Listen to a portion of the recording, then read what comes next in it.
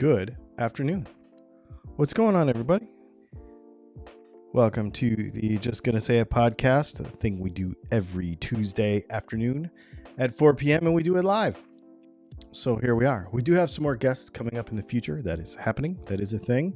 I'm working on scheduling some stuff right now. I should know later this week. We might have one next week. We'll see. But today, I was thinking about some stuff this week as a result of the video that came out on Monday. So yesterday, as we were talking about all this guitar tone stuff all the time, I think it's kind of funny because, it's just neat. I think it's neat. It seems that a lot of people, I don't know. I've gone through this whole day of like, I try to post a joke. Nobody laughs at it. Everybody takes it personal. Everybody gets all bent out of shape. And it drives me insane. And one of the things I was thinking about in relation to this video that came out yesterday about the Silver Sky stuff is the amount of people that are just like, they're half of them are like, I like the Silver Sky pickups better. I like the new ones better. And which is fine. That's totally cool. That's everything is subjective and that's really fun. That's what makes it fun because everybody uses a guitar different. So what I wanted to talk about today with you all was what is your, this is not ideal guitar tone. This is not favorite gear. This is not, this is the best guitar. This is the best amp. I only use these amps. I only use these pedals. Fundamentally, and we're not talking about price. We're not talking about any of that kind of stuff. Fundamentally, what do you care about when it comes to your ideal? And I don't mean to sound like somebody else. I mean you. I mean, when you pick up the guitar and you slam an E chord, what does James May from Top Gear say? What gives you the fizz? What makes you, what gives you the fizz? And it's not the sound. I'm talking I want to dive into the fundamentals of that setup. What is really important to you that you want to have in every guitar rig and every guitar sound that you play? What's the thing that you're going for? And what can you not live without? And you want to have it a certain way. Because then we can back engineer the end goal. You know what I mean? Looking at the end goal and then zooming out and then back engineering that. Because I think what happens is a lot of people don't. I was listening to this podcast and this guy was talking about blueprinting success. And I was using it for, really for some personal development things that I've been working on myself personally. But he was talking about when you get something right, don't just get it right and then hope to do it again. Stop, look at it, and blueprint it. What are the things that are making this thing that's working so well for you? What are the things that are actually making it work so that it can be duplicated? Because you can't just expect to plug in tomorrow and sound exactly the same. In a different room, in a different place. So but you have to have goals, specific goals. Like, what do you want to sound like? What are the things that are important to you? I'll tell you some of mine and we'll get into some of yours as well. I think this is an interesting way to think about guitar tone because we're not talking about gear. We're not talking about, well, I have to have these pickups. I have to have this. I'm talking about sound. What do you hear? Because about half the people in the comments on that video were like, yeah, those pickups were too tinny. Those pickups didn't have enough mid-range. Some people said that my pickups didn't have enough mid-range, which I thought was weird because I think they have a pretty strong mid-range. They're developed that way on purpose. Which means nobody's wrong with that. It just means that we all hear things differently. But it's helpful to understand it on this level. I posted some stuff this morning on Facebook and people will get angry for no reason. Just trying. I don't know. I want to dive into that. I want to dive into what makes it all go for you. Doc says the fizz changes daily, I think. As long as it makes me want to play more, that's the only thing that matters. Okay, so that is very interesting. So here's what I'm going to do. I'm going to tell you what I look for and what I want. I'm going to give you a guitar, I'm going to give you the amp, and I'm going to give you pedals in that order, because I care about guitar and amp more, and pedals are an in addition to me. For me, I don't build my tone around a pedal. Some of you may do that, so you might go in a different order. For me, the guitar has to play cleanly. It has to be intonated properly and in tune. And if it's not perfect, it's got to be part of the character of the guitar. What I mean by that is, like, a Les Paul Jr. sometimes can be a little wonky, but it's kind of part of it. So I'm okay to forgive it a little bit, but it can't be too bad, because if it's not in tune, it's not in tune. It doesn't work. I want the nut to be properly cut so that when you strum the strings, they're clean. There is no buzzing. There is no rattling, nothing like that. A string can hit a fret. It can rattle against a fret if I strum it really hard. I don't care about that, but I don't want any energy loss into the saddle, into the nut. I want it to play cleanly, and I want the strings to play cleanly. That's all I really care. And as far as the pickups go and the sound of it, I want good as a baseline. Before I even talk about amplifiers, I want a good clarity on the top end. It cannot be muddy. And then the interaction with the amp. So this starts to cross over with the amp. As I add gain, I don't want the pickups to get muddy. People say pickups don't matter. And people say pickups don't matter when you add gain, but I 100% disagree. If you add gain and they continue to muddy up and become this mud ball, I don't want them. As far as the amp goes, I want to be able to have a very good clean sound. I like a strong mid-range. I don't like scoopy, metally kind of sounds. I want a good low end that thumps when you hit a low E string. I don't want it to flub out like a deluxe. I want good clarity, but I don't want it super tinny and toppy like an AC30. Some Marshalls can get there for me too, and I don't like that either.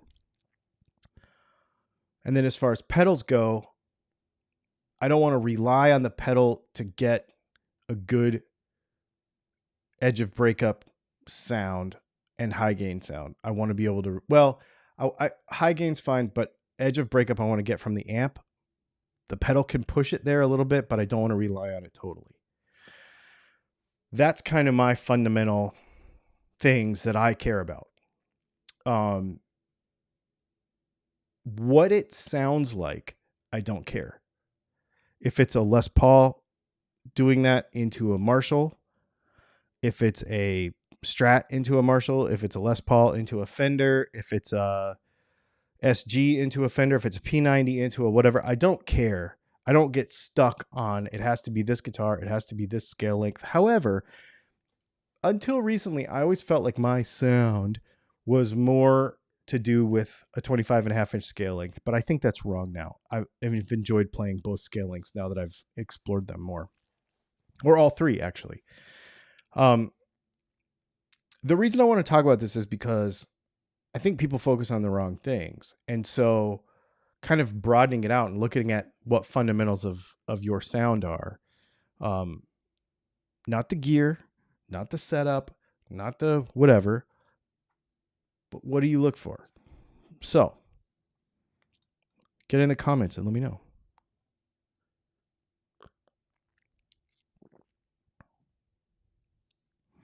Let's get some like button love in here. I've built my sound around my cabs, the speakers I chose to put in them, and the amps I plan to acquire one day. Well, that's an interesting concept because speaker cabinets and speakers make a huge difference. And you know what's funny?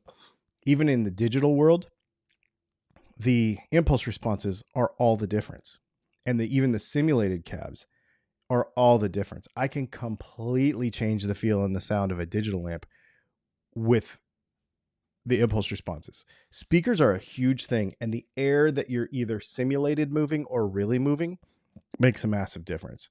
100% I agree with that. That's interesting way to do it since you don't know what amps you're going to use with those cabinets, which I find interesting. So you must be a real and I mean this positively, you must be a real speaker nerd to know what characteristics are going to be in those speakers, even if you use them with different amps. That's an interesting take. I am very fascinated with that.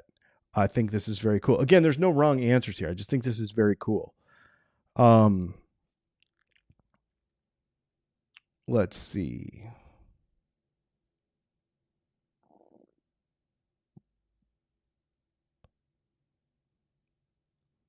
Oh, and Paul McNary brings up a good question, and then we will talk about this.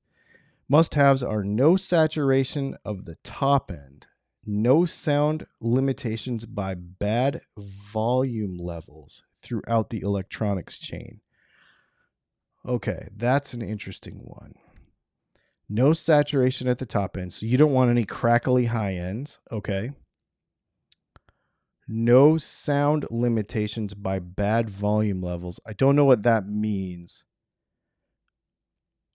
That's an interesting one. Maybe we'll come back to that if you post a little bit more about that. That's an interesting one.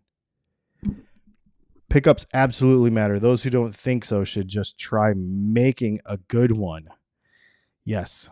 You can make a great guitar sound very average with a mediocre pickup. That is really, really true. You know what we should do? We should take my Les Paul. Oh my God. I just came up with the video idea.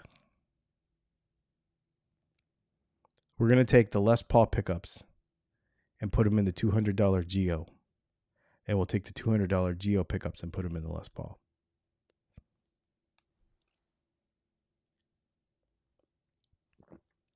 That is a video. I like that a lot. I use Eminence speakers for the most part. The speaker needs to produce what I want to hear. So that's, you're correct there. You're correct anyway, but I'm just saying, there are some speakers that aren't capable of making sounds that you want them to make. So thinking that through is important. And I don't think a lot of people do. I agree about playing the edge of breakup. I like to go from clean to dirty by tweaking the volume knob and how much I attack the strings. That is where pickups matter. That is where pickups matter. Not all pickups do that. Cheap pickups don't do that. They just don't do it well. I can't tell you why. I could probably think about it for a while and come up with some hypotheses, but cheap pickups don't do that, and good pickups do.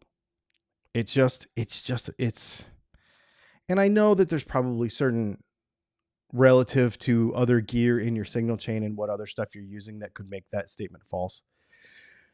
So I'm not saying it as a blanket statement across the entire industry, but on the whole, better pickups do that better. Which is probably a better way to say that. Cabinet building is a rabbit hole, dude. No lie. So I used to work with a guy who designed hi-fi speakers. And on the hi-fi end, it's a completely different thing, man. Like totally, it's not a completely different thing.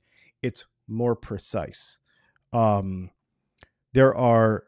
no end to the science and the trying stuff in the hi-fi speaker space. Guitar cabinets have always been sort of limited by form factor, I think. And so you have this size versus this size speaker, this thickness of wall of the cabinet, this big of opening in the back, closed back, whatever. It's been kind of the same formula for a long time. There's been a few people who've kind of stretched it a little bit, but it's always been sort of a normalcy, you know? Robert Hastings says he's been a speaker nerd. It has to feel good. It has to play and sound good. It has to be comfortable. You are amazed when you put it down. Comfort is a thing, right? Like if you're awkwardly holding a guitar, if it doesn't fit you, that's definitely a thing. I'm just going to say it. Haha, good job stealing my line, sir. Once you get above does not suck gear and tone matter way less than the notes you play. Yeah, there is a definite law of diminishing returns as far as the actual function of a guitar when you get to a certain level. You can, I would say, you get into some really good guitars that feel really good, a Tom Anderson Strat, for example, a custom shop Les Paul that's been really, really set up well, a core line PRS. Those guitars are really good and they really play good and they're very good. So at that $3,500, $4,000 mark, it's kind of like you just expect it to be perfect, and there isn't kind of a, not perfect, but you expect them to be perfect examples of what each of those brands are, whatever it is, doesn't matter. But you get above that and it starts to get into custom territory, and then it's even at that level, $2,500 to $3,500 probably. Although that level keeps getting higher just because of where we are inflation wise and stuff. You really start to get, it's kind of a law of diminishing returns. And then it's just kind of like coolness factor. Like, I bought the Les Paul I bought because I wanted it. It has I could have bought a standard with no problem. I could have bought a 60s-ish standard, but I wanted the Slash one. So I spent an extra whatever to get it. And so that's just coolness factor. There is just because it's cool and I want it, but you're right. There is like a diminishing returns after a certain amount of time. What's interesting is good guitars are getting cheaper and cheaper. Better guitars are getting more expensive. Because you didn't used to be able to get a really good guitar for as cheap as you can get them now. Functionally correct. Now the pickups might still suck and the electronics might still suck, but you could get them to play good, which is more than half the battle probably. Yeah, pretty interesting stuff.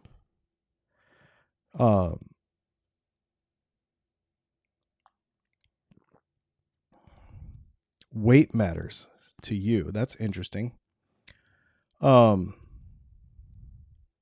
Comfort is big, especially when you got a bad back. Dylan knows what I mean. Yeah. I have to use a big wide strap on my Les Paul because it's heavy. Yeah. Type and thickness of wood, interior baffling. Yeah, you're talking about speakers. Yeah, for sure. Absolutely. How do you determine cheap versus inexpensive pickups? That is an interesting question. So I don't care about having. Okay, let's get into that. Because people know that we make a premium product here at Dylan Talks Tone. That's what I do. I make pickups. So what's the difference between good pickups and cheap pickups, and how do you determine that? The price is not determined by how good it is. At least around here. So let's just talk about that for a second. The stuff on our website at dylantalkstone.com, it costs what it costs because it costs that to make it. We could get into an entire how to run a business off-topic conversation about how much a product should cost. But the bottom line is, to have a profitable business and to function in 2023 and pay all the things and continue to keep the lights on, the products have to have that particular cost. Now, what makes my pickups better than cheap pickups? I don't say better or worse, ever. I don't care about it. I don't care about better or worse. I don't care about better or worse. I have in my head a sound that I want to make, and I have a tonal goal that I want to reach. If I reach it with that product and I like it and other people like it, then I sell it. If I don't reach it, then you never hear about it. So when we come out with the Thruxton Alnico 2 humbucker, I had an idea of what I wanted to do, and I had an idea of what I wanted it to sound like. And I had an idea how much different I wanted it to be from our regular DAF. And I hit that goal and I put the product out. The cost had nothing to do with, is it better or worse than? It has to do with how much it costs to make it. If we could make them cheaper, they would be cheaper. But this is what they cost. So that's kind of the thing. And I think people don't realize that that's pretty much how the entire industry works. Les Paul costs what it costs because that's how much it costs to make it and remain profitable. And Epiphone, the delta between that and the Gibson, there are reasons for those things. So it's not even necessarily better or worse. It's just I have a sound in my head. I make the sound. I make the product. It costs this much to make it, and we sell it at that cost. That's at that price. That's what it is. Yeah, interesting. Seems like everybody R&D ain't free. No, it is not. No, it is not. Yeah, thanks for supporting small business. I do appreciate it. A little off topic. And actually, if you have questions about guitar stuff, put them in here. Put a bunch of question marks in front of your question if you have a question. And then also for super chats, we will drop what we're doing and do that too. Is there a way to quiet noise from P90 pickups without affecting the sound? You can shield the guitar. You can have a good P90 that's not super noisy. For those of you that have used my P90s in the past or have them currently in guitars, put in the chat if you think they are noisier or less noisy than what you've had before. I will stay out of that conversation. Just please put in there if you think they're quieter or noisier. I have my opinion, obviously, but I want to hear from you, and I don't want to affect that opinion.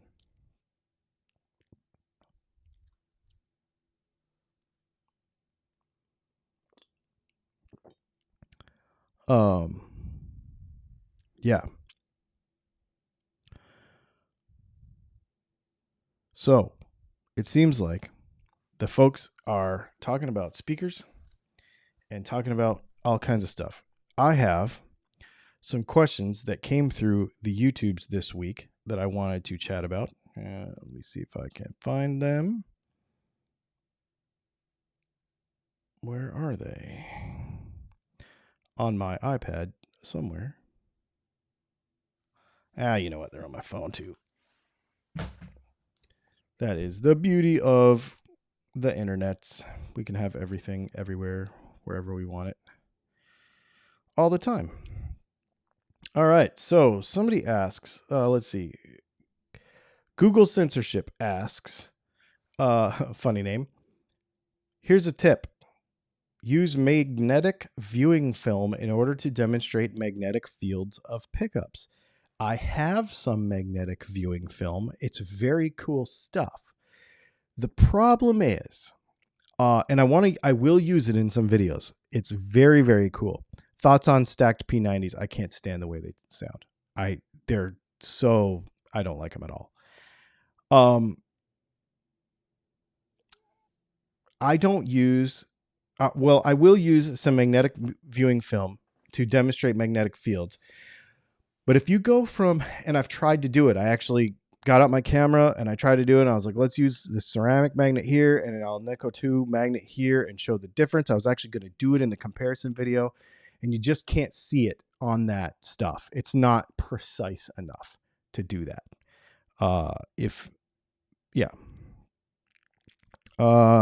Will a looser string ring with greater amplitude and disturb the field more, causing the signal of greater amplitude, or am I misunderstanding something? Yes, but it will be slower. So it won't be a looser string is just going to give you a lower pitch. So I don't think you're going to necessarily hear it in a sustain wise or a power wise thing. Now, if the pickup is at the bridge and it only feels it'll sound different. It'll sound different. The tone will be different, but it won't necessarily be louder or quieter. The frequencies that it hears might be, or produces, might be a little bit different. So at the bridge, when you vibrate the string, it doesn't move very much because it's really close to the end. At the neck, when you vibrate it a lot, at the same string, the same amount, it vibrates more because it's closer to the middle of the string. It's away from the bridge more. That's why it sounds different. You could get it in a node or an anti-node, rather, and affect the sound of it. So I guess in that respect, in strictest sense of the word, yes. However, the pitch of the string is going to change when you change the tension. Let me say that again. The motion of the string will change when you make it looser, so it will move more, but that will lower the pitch. In order to keep it at the same pitch, you'll have to use a heavier string or a different scale length or whatever. Everything changes when you do that. So it's not really a good metric, if that makes sense. What's the best guitar that you suggest for beginners? I will tell you the same thing I tell everybody. First of all, don't go to Walmart or Sears or one of those places. Go to a proper music store. And by proper, I just mean one that specializes in guitar stuff. It could be Guitar Center. It could be Sam Ash. It could be the best guitar store that you can find in your area. And buy the best guitar that you can afford. And that means spending a little more money. There are good guitars for $200. Not really. Kind of. A little bit. More like $300 these days. But it doesn't matter. Whatever you can afford. If you can afford a $50 guitar at a yard sale, get the best guitar that you can afford to start playing. Don't worry about brands. Don't worry about any of that kind of stuff. It's fun if you have the means to buy a guitar in the family of the guitar that you aspire to own one day. Meaning, if you are a Strat person and you love Stevie Ray Vaughan, go buy an Affinity Strat or go buy the best Stratocaster that you can buy. If you are a Slash guy or a Jimmy Page guy, go buy the best Epiphone or Gibson Les Paul that you can afford. But if you can do that, it's fun to buy the version of the guitar that you aspire to own someday. You know what I mean? Like if you can't afford or don't want to spend the money on a Gibson Les Paul, get a less expensive Epiphone and enjoy that, and then aspire to have the greater thing later. If you want to, if you want to, if you have the means and you can afford a Les Paul and you don't know how to play, go buy it. These jokers that say that person doesn't deserve that guitar because he doesn't know how to play or whatever, or those blues lawyers don't play their guitar as much as I play my Epiphone, don't listen to those people. They are negative Nancys that don't deserve to be on the internet. Well, everybody deserves to be on the internet and share their opinion, so I shouldn't say that. But don't listen to those people because they are discouraging. Buy the best guitar that you can afford, whether you're good or not, because it will help you to aspire to be better.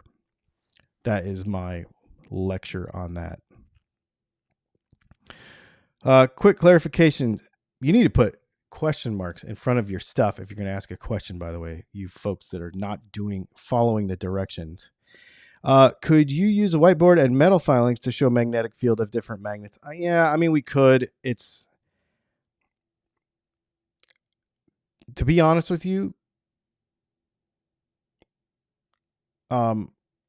let's see. Hang on. We got a Patreon. We got one of these questions.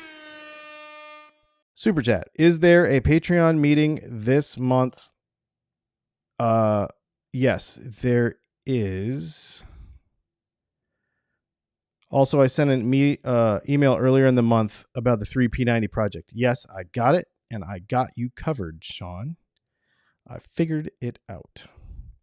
So I will be getting with you shortly on that.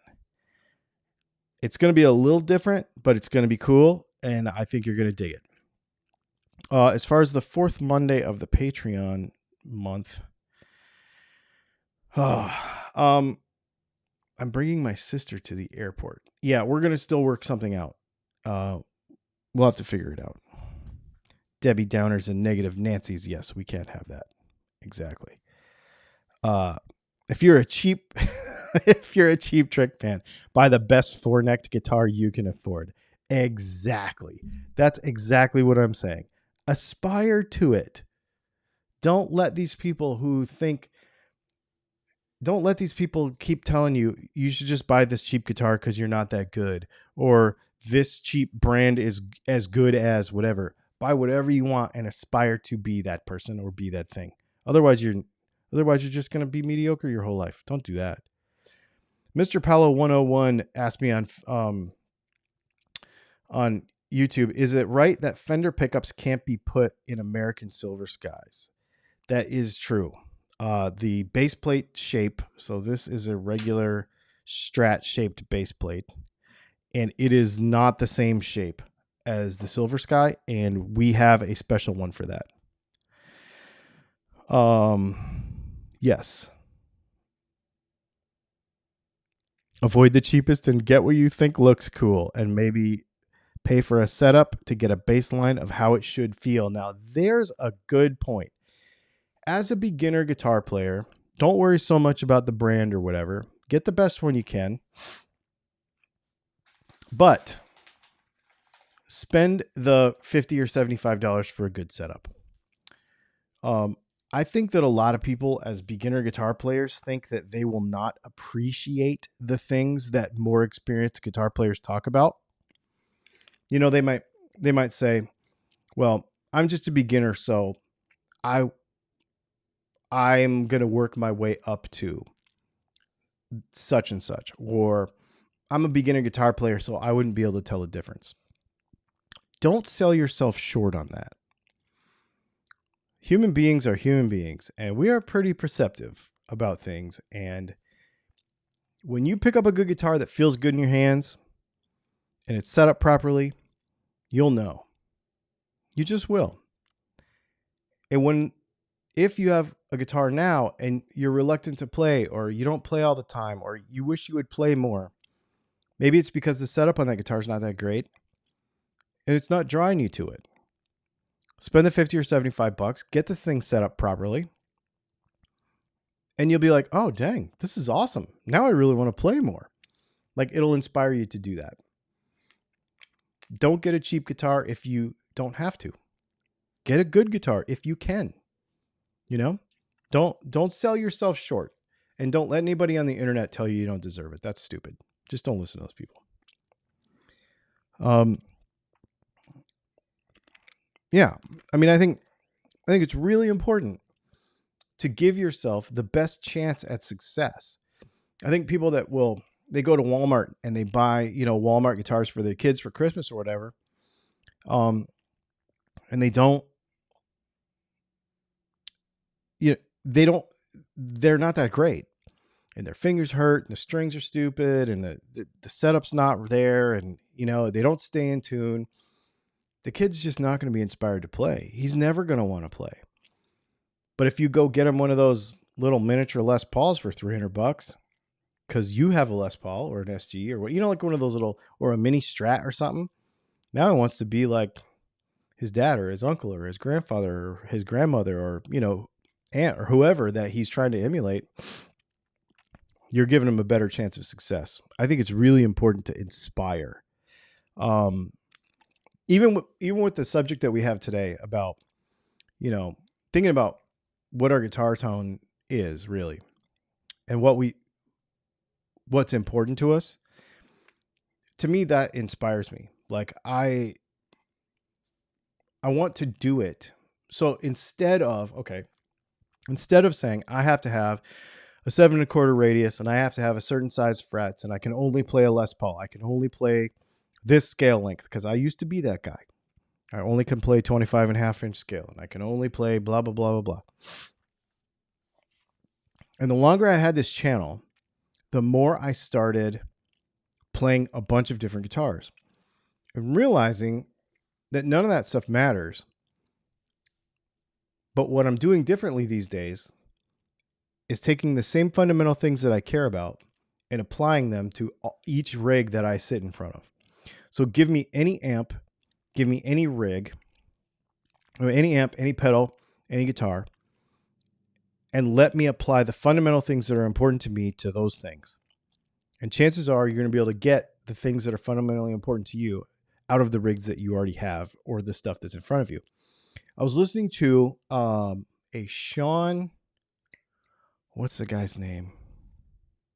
Played for Carrie Underwood for a long time. Some of you will put this in the comments and help me. But he was at that pedal show. I probably already mentioned this a couple of times, but it was very inspiring to me. That's why I'm bringing it up again. And he talked about Tubbs, Sean Tubbs. And he talked about the fact that when he was first learning to play guitar, he didn't have all the cool gear. So he spent a lot of time getting the sounds that he wanted out of the gear that he had. And he found that he could do it.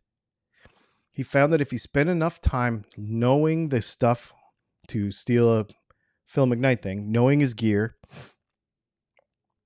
that he could get most of the sounds that he cared about out of the gear that he already owned without buying anything else. And it was really inspiring to me to be like, okay, because I was having honestly, when I watched that video, I was having a bad week. Really stressful. February's been very stressful for me. So stuff not related to the guitar stuff. And, well, a little bit. Anyway, so, but I was just having a really bad week, and I sat down and I was playing. I'm like, everything sucks. Like, nothing sounds good. Last week it sounded great. This week it sounded terrible. And so I came in here on like a Sunday night, just me by myself, nothing else. I think Leslie was already in bed. It was in the middle of the night.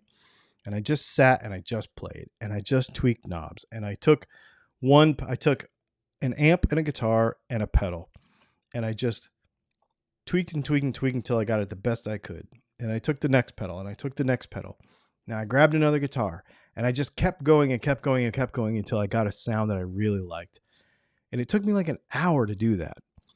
But I really learned that stuff. I learned a couple of things about a couple of pedals that I have that I did not know before that they could do. And I'm like, I've never used them like that. And I learned a thing.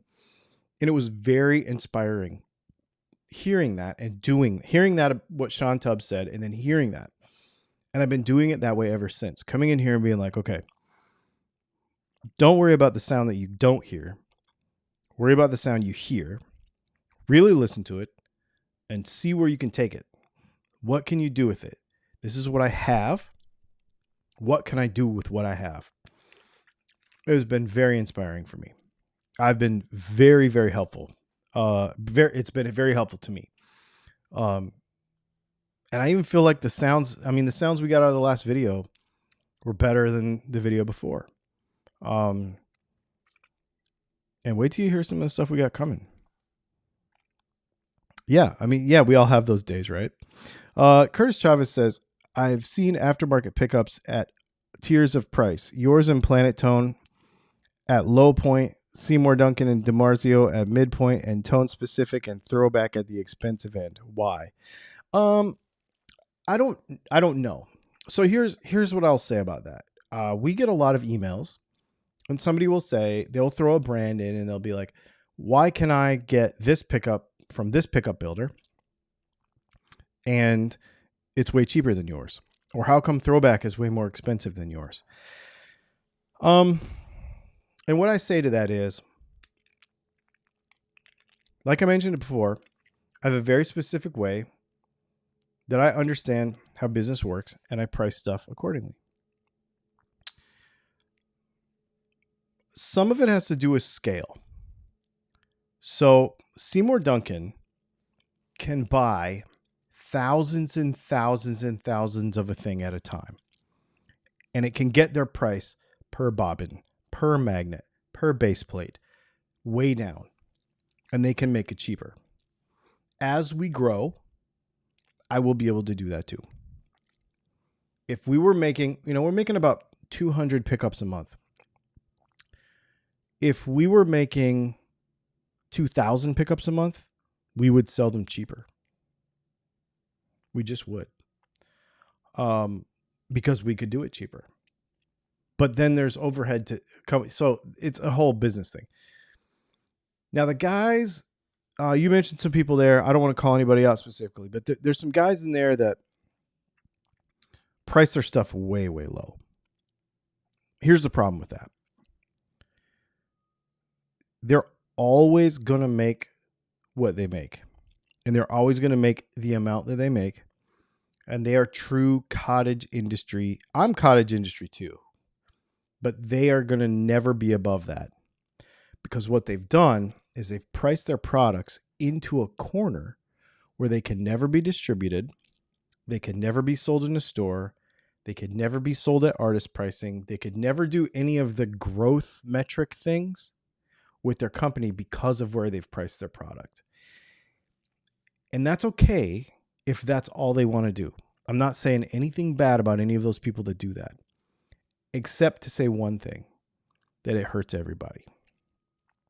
If they would just price their stuff normally, it would help the entire industry. It would keep these types of questions about inconsistency, there wouldn't be there. It would be less confusing to the consumer. But that's kind of getting off in the weeds about business stuff. If you like how they sound, buy them. Just know that those are signs of companies that won't be around. Maybe they'll be around for a long time, but they'll never really do anything other than what they're doing. And the folks that are doing that might be 100% okay with that, and that's totally fine. I'm not. We're growing. And we're doing cool stuff. And we're building to build. I love this. And I love the YouTube channel. I love making pickups. I love interacting with artists. I love interacting with you. I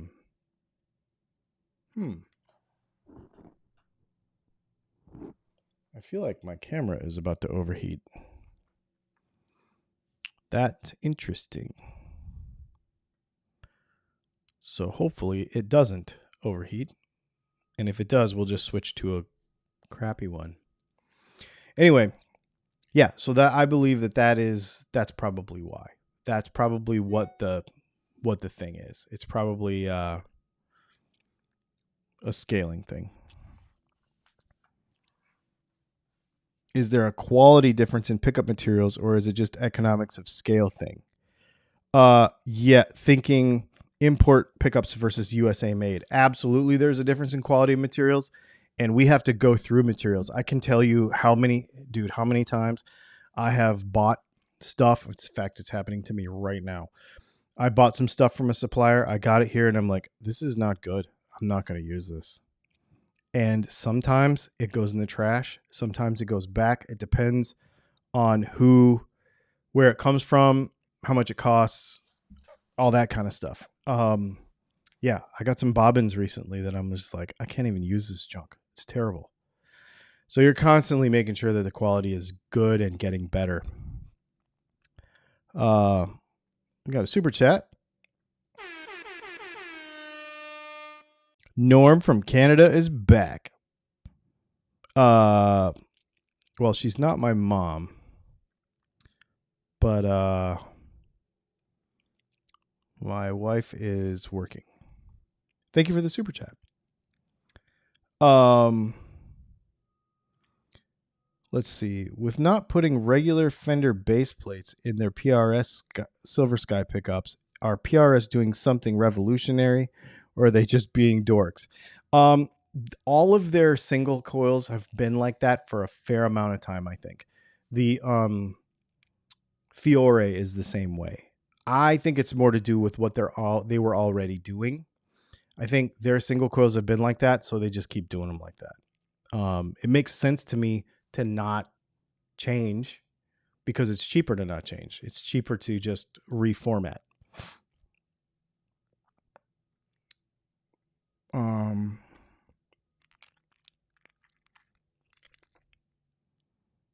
Yeah. Cool. So, let's see what else.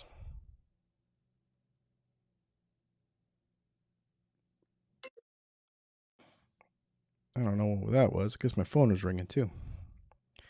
Things are going crazy around here. That's okay. We're getting to be 4:45. I'm going back to see any questions that I might have missed at this time.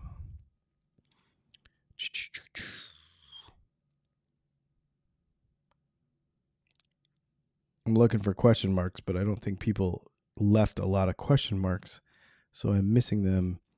Yep. Okay. It looks like we got pretty much caught up. Oh, shield the cavities or just the pickguard. Yeah, I did miss that one. I would shield just the pickguard if it was me. It's gonna be just as quiet, and you're not gonna run into any problems. I will tell you that 99% of the time when somebody calls me and says, "I put your pickups in my guitar and it doesn't work," it's because you have shielding stuff in the way. So don't put it in your cavities. Super chat from Norm. What is your tattoo? Oh, I have. This is a motorcycle shock, kind of like breaking out of the skin on this side on my left arm. Now my right arm, I told my guy, make me a guitar pick. And so he put a red dragon in it. What do you desire the sound from a metal pickup? I don't know. I like a lot lower gain pickups to even make metal sounds. So that's a tough one for me. And of course, honestly, EMGs sound amazing, especially for that stuff. How would you describe... Oh, you just asked that. Iron Crown of Crom. What factors would make a pickup more or less noisy? If it's the same design, what characteristics affect noise? So there is capacitance is a big one, which is how you wind it. That is a hypothesis that I have. I have not scientifically tested it, but I will say that I know the way we wind stuff, it's quieter because it's looser. You said to take any tape off. You said to take any tape off the pickups to when wax potting them. What about the fabric covering over the windings? I didn't say take any tape off. I said it will fall off sometimes. Don't take any tape off of pickups because you have a big chance of ruining them. But sometimes it falls off because the wax is hot and it makes it fall off. Those copper strips in the Silver Sky pickguard in yesterday's video, were they some odd form of shielding? That is how they shield their pickups, yeah.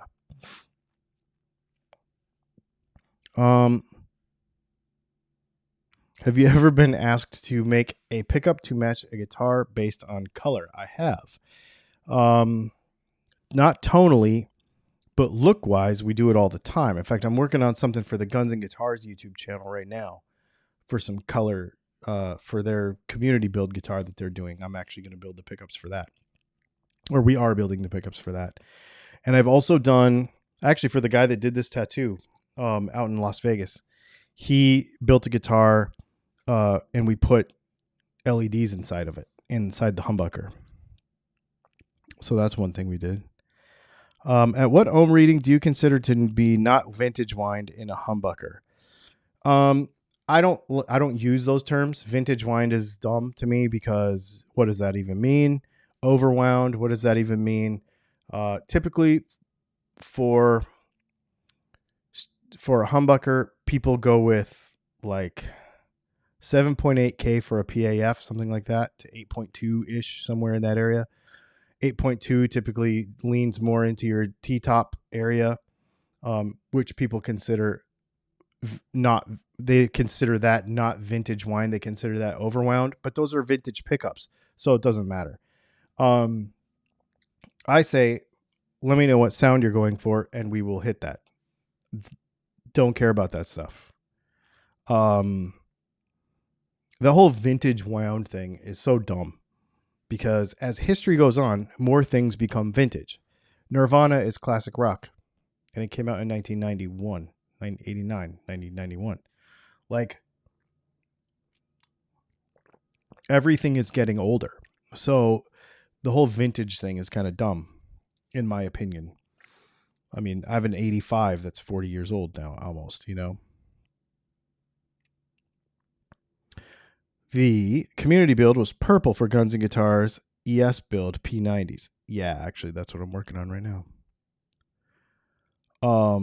Yeah, so I don't really go with that whole vintage thing. I think it's an overused term, just like overwound and underwound compared to what? People use overwound and underwound with Strats and Tellys all the time, and I'm like, compared to what? I mean, every 5 years they're changing stuff, and every guitar they actually change stuff. They don't release a new model without changing the pickups at all, ever. So yeah.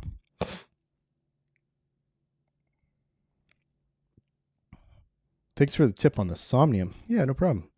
That thing's pretty cool. Did you buy one? That's neat. Those are cool. So yeah, man. Well, thanks for hanging out, everybody, today. It's been fun. Before my camera overheats too much, I think I'm going to let everybody go on to the rest of their day. Make sure you check out our content coming up this week. Do me a favor, check out the links below. We got some stuff from StewMac down there. We got some stuff from Runway Audio Cables down there. We got some stuff from Sweetwater down there. Of course, Dylan Talks Tone. Go and buy some pickups. And like button, subscribe button, all of those things. Definitely support the channel. I appreciate everybody that was here. Thanks for the super chats today. Thanks to everybody who asked questions. And yeah, this has been a fun one. We will see you for the news tomorrow. There will be no live stream on Thursday night. My sister is coming to visit me from California. So we are actually taking a couple of days off this week, Thursday and Friday. So we are not going to have a live stream on Thursday. So I guess we will see you tomorrow for the news.